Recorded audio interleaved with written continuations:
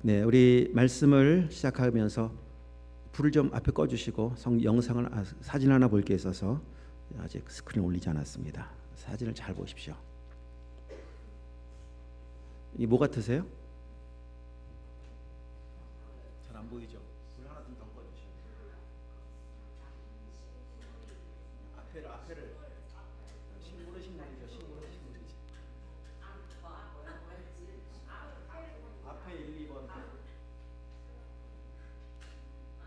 네. 식물이죠. 자, 같이 분에게 선물 하나. 감자. 맞아요, 감자예요. 자, 하나 더 보세요. 하나 더. 감자 똑같은 거예요. 똑같은 걸 확대시켜 놓은 건데 이게 잘 안 보이네 이렇게 봐도.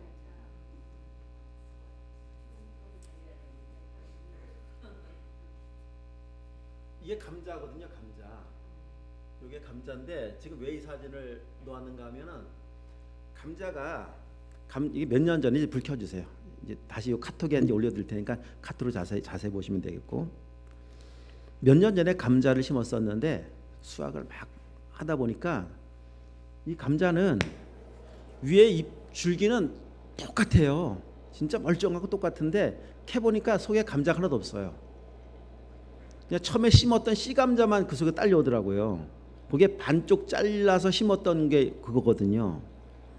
그거를 수확하면서 오늘 읽었던 본문의 말씀이 그냥 막 딱 떠오르더라고요. 보통 일반적으로 감자를 이렇게 뽑을 때 거기 주렁주렁 열려오잖아요. 근데 하나도 없었다니까요. 아, 왜? 안 죽었기 때문에.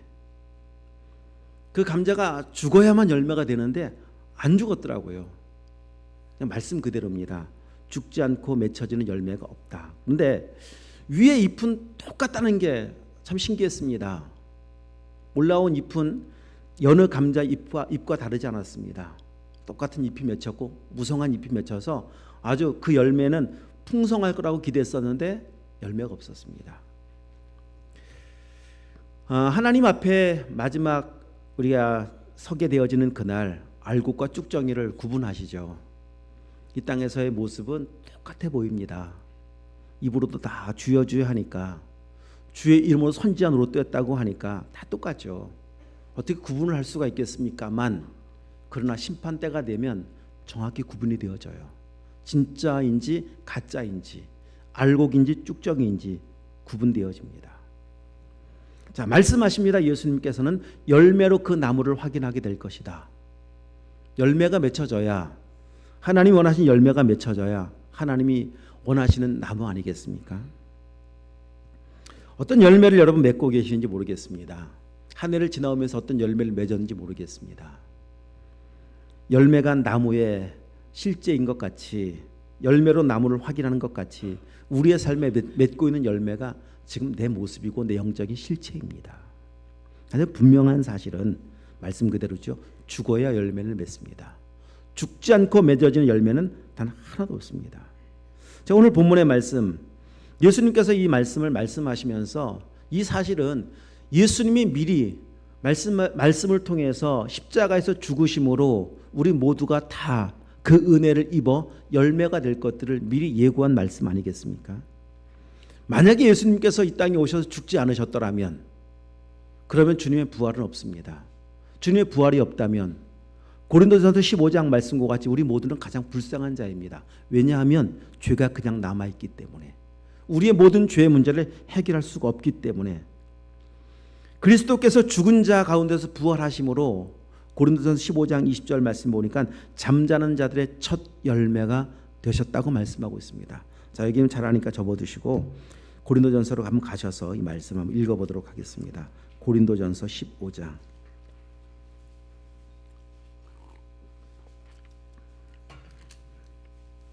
자, 17절부터 지금 말씀 줬던 내용 17절부터 20절입니다.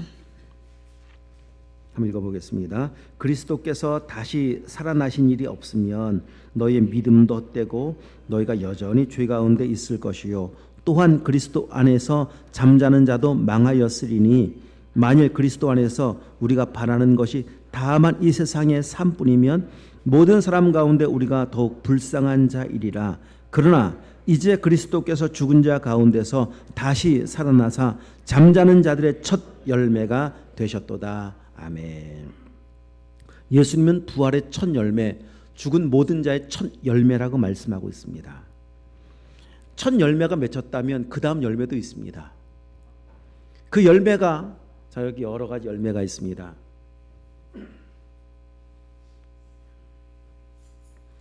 이게 뭐죠? 오렌지죠. 오렌지 나무에 나무를 심었는데 그 첫 열매로 오렌지가 딱 하나 달렸어요. 그 무슨 나무예요? 하나밖에 안 달렸어요. 무슨 나무예요? 그래도 오렌지죠. 그럼 그 나무에선 계속 어떤 열매가 맺힐까요? 그 다음에 사과 맺히고 막 그러나요? 아니죠. 첫 열매를 보면 그 나무의 정체성을 그 나무가 어떤 나무인지 알 수 있고, 그 나무 열매는 계속해서 그 열매 맺힙니다. 처음 맺었던 열매 계속 맺습니다. 다른 열매 안 맺습니다. 예수님께서 부활의 첫 열매가 되셨다면 예수님 통해서 맺게 될 열매들은 계속 생명의 열매, 예수 그리스도 열매이십니다. 첫 열매가 예수님이라니까요. 그래서 자 22절부터 23절 한번 다시 더 봅니다. 아담 안에서 모든 사람이 죽은 것 같이 그리스도 안에서 모든 사람이 삶을 얻으리라. 그러나 각각 자기 차례대로 되리니 먼저는 첫 열매인 그리스도요, 다음에는 그가 강림하실 때 그리스도에게 속한 자요. 아멘. 다음은 그리스도에게 속한 모든 사람이 다 그리스도 예수와 같은 열매가 되어서 하나님의 영광스러운 잔치자리에 참여할 것이라고 말씀하시고 약속하고 계십니다. 예수님께서 죽어주신 것이 얼마나 크고 놀라운 은혜이고 복인지 모릅니다. 주님이 죽지 않으셨더라면, 주님이 하나님의 미리 되셔서 이 땅에 오셔서 완전히 죽어주시는 십자가의 죽음이 없었더라면 우리는 이 영광스러운 자리에 참여할 수 있는 방법이 없습니다. 여러분, 죽지 않고 맺혀질 수 있는 열매는 단 하나도 없습니다. 단 하나입니다. 한 종류도 없습니다. 이것이 생명의 원리, 하나님께서 정하신 원칙이고 원리입니다. 하여튼 미리 좀 광고 때 말씀 못 드렸네요. 이렇게 많은 우리 정성스러운 제단 장식을 위해 수고해 주신 모든 분들에게도 감사를 드립니다. 각 기관마다 참 수고하셨습니다. 감사를 드립니다. 자, 우리나라에서도 마찬가지죠. 여러분, 구원의 열매가 이 땅 가운데 이렇게 복음화되는, 정말 선교 100여 년 만에 이렇게 놀라운 복음의 역사가 일어나는 과정에서 얼마나 많은 사람들의 피 흘림 순교 역사가 있었겠습니까? 통계를 보니까 이 땅에 오셔서 순교하신 분들이 약 10,000여 명 정도 된다고 그러더라고요.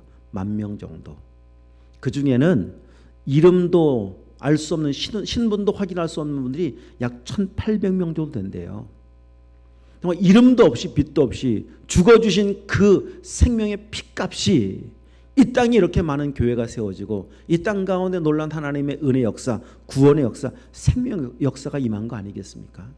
여러분, 어떻게 죽지 않고 이렇게 하나님의 나라의 역사, 구원의 역사가 이 땅 가운데 이루어질 수가 있었겠습니까? 지금도 열방에서 하나님의 복음을 증거하는 곳곳마다 마찬가지입니다. 지금도 이 사명을 감당하기 위해 선교하는 현장 가운데는 이렇게 피 흘림과 순교와 그 땀이 흘려지는 그런 정말 놀라운 하나님의 은혜 역사가 지금도 있습니다. 여러분, 이것은 가정도 마찬가지죠. 한 가문이 복음화되기까지는 역시 마찬가지로 거기에는 수없이 많은 희생과 피 흘림과 눈물이 있었기 때문에 여러분, 구원되고 복음화되는 거 아니겠습니까? 지난주 어머니 소천의 소식을 듣고 장례를 치렀습니다. 화요일 오후에 제자훈련원에서 제자훈련 사역을 하는 중에 소식을 들었습니다. 둘째 날 오후에 복음을 전하는 시간이거든요. 복음을 전하는 중에 제가 소식을 듣게 되었고, 하여튼 사명 또 잘 감당하고, 그리고 이제 내려가서 그 장례를 주관하는데, 이제 어머님이 원래 다니셨던 교회가 있었지만 이제 요양원으로 오신 지 또 오래되셨고, 뭐 그러다 보니까 또 다니셨던 교회 목사님도 계속 바뀌셨고, 어떻게 장례를 주관하면 좋을까 이제 이런 생각을 하다가 뭐 가족들이 그냥 제가 인도하라고, 그래서 제가 이제 대부분의 장례 예배를 인도했었습니다. 입관 예배만 형님 다니는 교회 목사님 오셔서 입관 예배 인도해 주시고, 제가 그 천국 환송 예배, 임종 예배와 그리고 발인, 학관 예배를 다 인도했는데, 마지막 이제 하관 예배를 인도하려고 이렇게 장지로 향해 가면서 이제 계속 묵상을 했죠. 하나님 어떤 말씀으로 마지막 예배를 인도하면 좋겠습니까? 그리고 이제 장지에 도착해서 이제 가족들과 함께 쭉 있는데 그냥 오늘 읽었던 이 말씀이 요한복음 12장 24절의 말씀 그냥 문득 제 마음 가운데 확 다가왔습니다. 어머님의 믿음으로 어머니 한 분의 믿음으로 저희 온 가족이 다 믿음의 가정 될 수 있었거든요. 제가 이 이야기는 종종 여러분 드렸겠지만은 다시 한번 더 드립니다. 예전에 아버님이 살아 계셨을 때에는 저희 사촌들 작은 아버님들도 다 저희 집에 와서 함께 예배를 드리고 함께 명절 보냈었습니다. 그러면 명절 예배는 저희 이제 막내 작은 아버님 목사님이셨는데 작은 아버님이 예배를 늘 인도하셨었죠. 그리고 위에 장로님 또 작은 아버님 장로님이셨는데 장로님이 항상 도맡아 기도를 하셨고 어느 날 예배를 인도하시면서 말씀하시더라고요. 정말 둘러앉은 가족들이 사촌들까지 포함하니까 굉장히 대가족입니다. 사촌들도 아들만 넷, 아들만 다섯 그러다 보니까 출가한 사람들이 별로 없이 다 그냥 며느리들 들어오고 또 손주들 낳고 하다 보니까 정말 집이 북적북적한데 함께 예배를 드리면서 하여튼 그런 얘기 하루는 하시더라고요. 우리 가정이 이렇게 참 믿음의 가정 될 수 있었던 것은 저희 형수님, 저희 어머니를 말하는 거죠. 형수님의 믿음 때문이었습니다. 그러니까 작은 아버지들 결혼하기 전에 저희 어머님 이제 결혼해 오셔서 저희 가문은 전통적으로 이제 전주이시 가문의 종갓집, 저희 어머님 종갓집 며느리 맏며느리로 시집 오셔서 유교의 전통 속에 제사가 얼마나 많은지 모릅니다. 저도 어릴 때 집에서 이제 함께 살다 보면은요 허구한 날 제사입니다. 밤 12시면 깨웁니다. 누구 제사인지도 모릅니다. 그냥 12시에 깨우면 제사 지내고 또 좀 먹고 또 자고 이런 게 그냥 늘 있었던 일이었었는데 어머니는 그런 제사 준비를 이제 다 하시면서 그렇게 시집 오셔서 아주 고단한 생활을 보내셨었는데 하여튼 그 작은 아버지들이 결혼하기 전에 함께 살면서 어머니의 신앙으로 인해서 작은 아버지들도 교회 다니기 시작했고 그리고 아까 말씀드렸던 것 같이 한 분은 목사님이 되시고 한 분은 장로님이 되시고 그 가정 전부가 다 믿음의 가정 세워놓으셨습니다. 그 이야기를 하시더라고요. 마찬가지로 저희 가족들도 마찬가지죠. 그 어머니의 믿음으로 인해서 저희 가문이 참 믿음의 가정 되고 또 저도 이렇게 목회자가 되고 저희 형님이 또 장로님이 되시고 또 저희 가정 전부가 다 믿는 믿음의 가정이 되어서 함께 이제 예배하는 그런 은혜를 누릴 수 있게 하지 않았습니까? 이런 과정에서 이제 제가 거기서 떠올랐던 것은 참 그래 맞아. 우리 어머니께서 하나의 미랄이 되어 주셨구나. 하나의 미랄이 되어져서 이 가정이 복음화되고 믿는 과정까지 얼마나 많은 고난의 역사가 있었는지 저는 잘 알고 있습니다. 그러면서 죽는 게 뭘까? 하나의 밀이 땅에 떨어져 죽는다. 죽어야만 열매를 맺는다. 죽는 게 뭘까를 좀 다시 깊게 묵상할 수가 있었습니다. 죽는 것은 이렇게 묵상되어졌습니다. 하나님이 기뻐하시는 일을 그냥 꿋꿋하게 감당하는 것, 끝까지 참고 인내하면서 감당하는 것, 이것이 죽는 거라고 하는 사실을 좀 이번에 결론을 내렸습니다. 하나님께서 기뻐하시는 일이 뭐겠습니까? 이렇게 하나님 앞에 나와 예배하는 거잖아요. 왜냐하면 우리를 그런 목적으로 만드셨기 때문에 하나님을 예배하는 자로 만드셨고 하나님과 교제하는 자로 만드셨고 그게 만든 목적이거든요. 그 은혜의 영광을 찬송하는 자로 우리를 만드셨고 그래서 예수님께서 이 땅에 오셔서 우리를 위해서 그 대속의 죽음의 값을 죄의 값을 지불하신 것인데 저희 어머님은 정말 하나님 앞에 예배하는 것을 참 좋아하셨습니다. 제가 기억이 납니다. 어릴 때부터 늘 예배하기를 좋아하셨고 늘 기도하기를 좋아하셨고 그런데 전통적인 유교 집안인 저희 가문 믿음 없는 저희 아버지가 그걸 용납할 리가 없습니다. 그래서 교회를 가시는 날 그냥 이렇게 술 안 드신 날이면 괜찮습니다. 그런데 아버지께서 외출을 하셨습니다. 외출하시고 제가 어릴 때 자라면서 외출하신 아버지께서 술을 안 드시고 그냥 온 날을 본 적이 단 한 번도 없습니다. 단 하루도 없습니다. 하여튼 외출하신 아버지는 항상 나갔다 들어오신 날은 술을 이만큼 드시고 들어오셨습니다. 하여튼 그런 날이 평일이면 상관이 없는데 이제 수요일 저녁 그리고 주일 저녁 예배가 있는 그날 또 금요일 구역 예배. 하여튼 그렇게 교회를 가고 예배를 드리러 간 날이 문제죠. 잘 아십니다. 저희 아버지도 들어오셔서 그냥 바로 주무시면 되는데 들어오셔서 술을 이만큼 드시고 안 주무세요. 어머니 오실 때까지 기다리십니다. 문을 잠그라고 그러죠, 보통. 대문 잠그라. 그럼 뭐 어릴 때 집에 있던 뭐 저나 저희 누님이나 하여튼 뭐 대문을 그냥 억지로 잠그고 그래 막 뭐 한참 추운 겨울에 그냥 한참 밖에서 막 기다리시다가 대문을 막 두드리십니다. 그럼 열어주면은 이제 들어오시면은 이제 그때부터 난리가 납니다.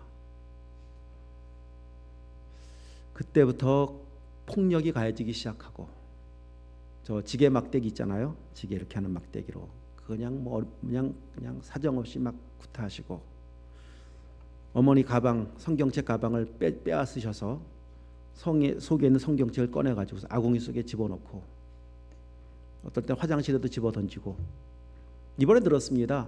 화장실에 집어넣었더니 화장실에 있는 성경책을 꺼내서 그냥 저 샘가에 가서 그냥 한 장 한 장 다 씻으시면서 성경을 보셨다고 이번에 장례를 치르면서도 이런 에피소드 들었습니다.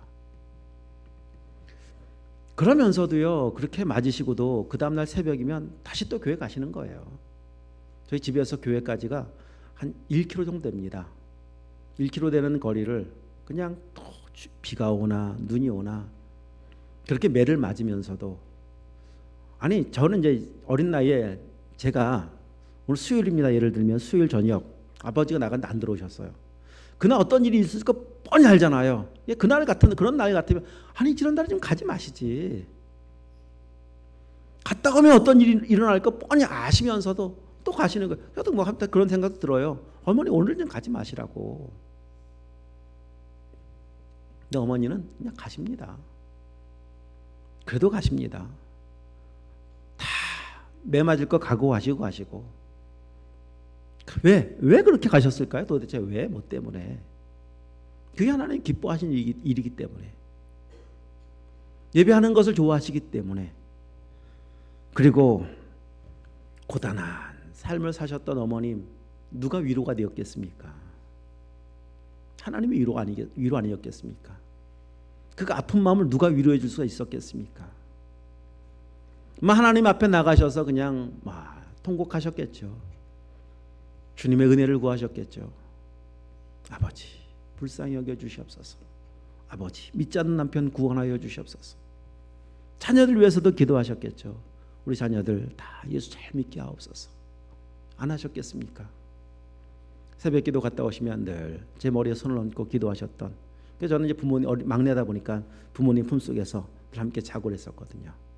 그러면 갔다 오면 그 찬바람 맞고 새벽기도 갔다 오셔서 그 차가운 손으로 이제 머리에 손을 얹고 기도해 주시고 그게 늘 제 기억에 남아 있고 그랬던 어머니의 그 믿음의 희생과 섬김을 통해 저희 가정이 다 구원받아 하나님의 자녀가 될 수 있었다라고 하는 사실 때문에 참 너무 감사했습니다.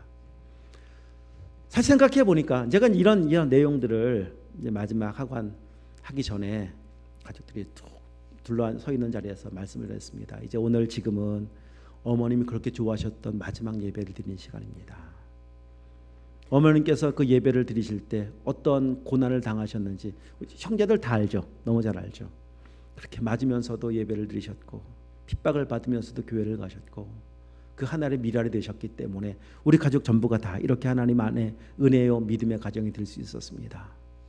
이런 이제 내용들을 가지고 이제 말씀을 나누고 그리고 이제 이렇게 매장을 하는 과정 속에서 이제 옆에 저희 가족들이 식사를 하는데 제가 앉은 테이블에 저희 동네에 사시는 먼 친척 형님 또 형수님께서 함께 식사를 하게 되었습니다. 다 같은 교회 다녔었죠. 어릴 때 같은 교회 다녔었고 그 형님의 어머님도 정말 참 인자하신 권사님이셨습니다. 그 권사님의 가족은 딸만 열이에요.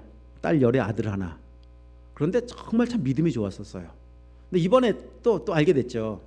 아이고 우리 어머님도 우리 아버지한테 얼마나 매를 맞았는지 몰라.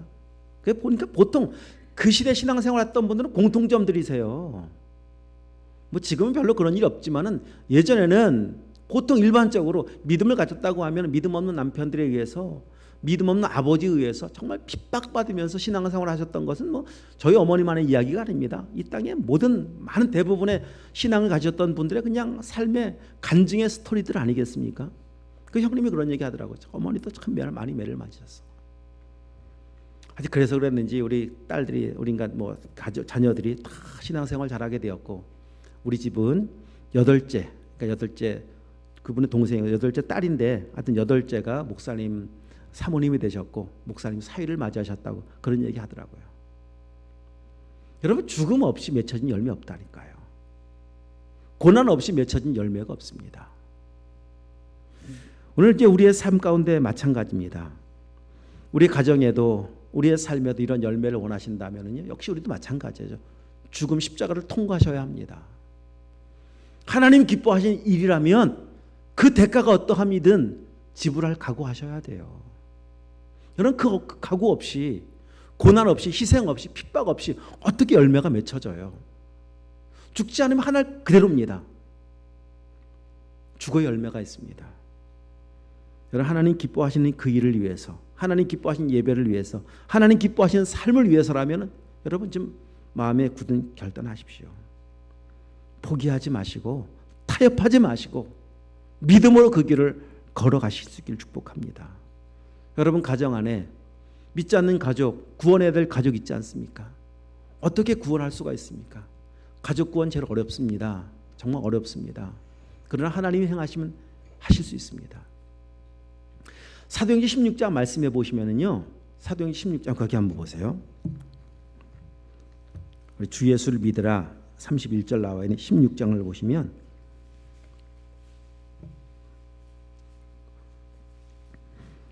자 31절 잘하는 말씀이죠. 이 말씀 역시 이르되 주 예수를 믿으라 그리하면 너와 내 집이 구원을 받으리라 하고, 자 우리 이 말씀을 잘 알고 있고 또 믿고 확신 가운데 이 말씀 붙들고 소망하면서 가족 구원을 위해 기도하시는 분들 계실 겁니다. 주님 말씀하지 않았습니까? 약속하지 않았습니까? 주 예수를 믿으면 구원해 주신다고. 맞죠? 이 말씀 틀림없는 하나님 말씀이십니다. 그런데 여러분 여기서 멈추시면 안 돼요. 그 다음 구절까지 가보셔야 돼요. 32절 시작. 주의 말씀을 그 사람과 그 집에 있는 모든 사람에게 전하더라. 여기도 보셔야 돼요. 전하잖아요. 그냥 믿으면 구원해 주시겠지라고 넉놓고 있는 거 아닙니다. 그 말씀을 가족 식구들에게 전하더라. 전해야 돼요. 그러면 믿지 않는 가족에게 복음 전하면, 말씀 전하면, 예수 믿으라고 하면 어떻게 반응하시겠습니까? 그 다음 날아올 다음 모습은 무엇인지 여러분 좀 예상되고 상상되시는 분들 계시죠? 정말 잘못 전했다가 오히려 나까지 믿음 잃어버릴 수 있는, 나까지 어려워질 수 있는 뭐 이런 생각 저런 생각 때문에 우리는 그 다음 32절을 행하지 않습니다. 그러나 행해야 합니다. 전해야 됩니다. 전하는 적 없이 어떻게 듣겠습니까? 듣지 않고 어떻게 믿을 수가 있겠습니까? 믿음은 그리스도의 말씀을 통해 생깁니다. 나머지는 맡기는 거예요. 하나님이 행하시도록. 우리는 하나님이 기뻐하시는 일이기 때문에, 왜? 전하는 것이 하나님의 뜻이잖아요. 복음을 알지 못하는 사람에게 복음 전하는 것이 하나님의 뜻이기 때문에 우리는 전하는 것밖에 할 것이 없어요. 그 다음 돌이 날아올 수도 있고요, 핍박이 날아올 수도 있고요. 그래도 참고 인내하면서 언제까지? 하나님이 행하실 때까지, 하나님이 열매가 되게 하실 때까지 그 일을 감당하는 것은 우리의 몫입니다. 전해야 합니다. 하나님 기뻐하시는 일이라면 행해야 합니다. 자, 이제 오늘 이 시대의 문제는 또 한 가지 문제가 뭔가 하면, 하나님이 기뻐하시는 일을 행하는 일에 있어서 뭐 여러분 믿지 않는 가족들이 나를 핍박해서 교회를 오기가 참 힘듭니다. 어쩌면 그렇게 어려운 가운데 신앙생활 하시는 분들 참 영광일 수 있습니다. 그러나 핍박이 아니라 아무런 교회를 가든 안 가든, 교회를 가도 문제가 되지 않고 예배를 드려도 문제가 되지 않고, 여러분 문제가 되지 않는 것이 진짜 문제일 수도 있습니다. 내가 교회 간다고 누가 핍박하는 사람 아무도 없는데, 그런데 교회를 가지 않아요. 왜 안 갑니까? 이 육신의 편리함 때문에. 여러분 이것이 어쩌면 더 우리의 신앙을 병들게 하고 우리의 신앙을 더 저 밑바닥으로, 신앙을 밑바닥으로 떨어뜨리는 더 큰 위기요 문제 아니겠습니까? 사단의 교묘한 속임수에 속지 마셔야 합니다. 하나님이 기뻐하시는 일이라면 이 유혹도, 육신의 편리함의 유혹도 물리칠 수 있어야 합니다. 더 큰 시련일 수 있습니다. 더 큰 넘어야 될 산일 수 있습니다. 이 편리함이라고 하는 것이, 여러분 이것을 넘지 않는 한 여러분 하나님이 원하시는 열매는 없습니다. 유혹을 이기지 못하는 한, 편리함의 그 유혹을 넘지 못하는 한, 육신의 정욕과 안목의 정욕과 이생의 자랑이라고 하는 이 유혹을 넘지 못하는 한, 그 다음 열매는 없습니다. 그냥 하나를 그대로일 뿐입니다. 여러분 죽어야 열매가 있습니다. 그것이 핍박이든 아니면 편리함의 유혹이든 다 넘어서야 될 십자가를 통과해야 할 문제들입니다. 우린 죽은 존재 아닙니까? 나는 그리스도와 함께 죽었습니다. 내 안에 사시는 분은 주님이십니다. 정말 내 안에 사시는 분이 주님이시고 주님이 나의 주인이신 것이 분명하시다면, 그러면 우리의 삶에 살아가야 될 인생의 목적은 참 단순하지 않습니까? 주님 기뻐하시는 일을 행하는 겁니다. 주님 원하시는 삶을 살아가는 것입니다. 그러면 그 삶을 통해서 아름답고 풍성한 열매들이 우리의 삶 가운데 맺혀지게 될 것을 믿습니다. 우리의 가족 구원의 열매도 맺혀지게 될 것을 믿습니다. 이 땅의 가족, 천국 가족 되도록 영원하신 하나님의 나라에서 함께 만나서 예배하는 영광이 우리 모든 가족 가운데 임할 수 있도록 여러분 십자가를 통과하시고 죽음으로 열매 맺어지는 은혜가 임할 수 있기를 주님의 이름으로 축원드리겠습니다. 기도하도록 하겠습니다.